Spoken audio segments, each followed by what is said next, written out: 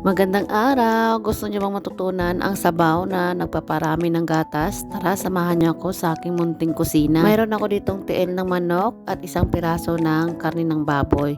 Ibablas lang natin muna ito. Mayroon ako ditong peanuts, mayroon ako ditong lotus seeds, mayroon akong lunggan, at mayroon akong dried dates, at mayroon ding kasoy. At kailangan natin yung ating isang pirasong kapayas. Sa ating kaldero, magpakulo muna tayo ng tubig.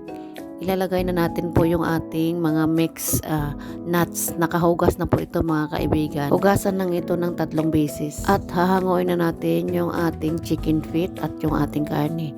Nakikita nyo kung gaano karumi yung ating chicken feet at karne. Hinugasan ko na pala yung ating karne tapos sinahog ko na sa ating sabaw. At sinimulan ko na yung paghiwa ng ating kapayas. Nakikita nyo, orange na yung ating kapayas. Lutong-luto na pero pwede pa rin.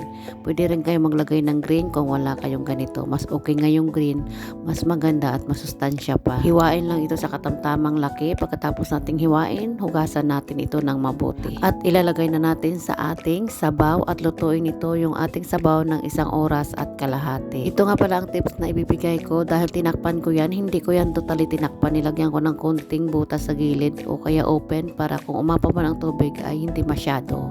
At pagkatapos ng 1 oras kalahati, ito na yung ating sabaw para sa nagpapadidi. Maraming salamat po. Please like and share and subscribe and follow for more.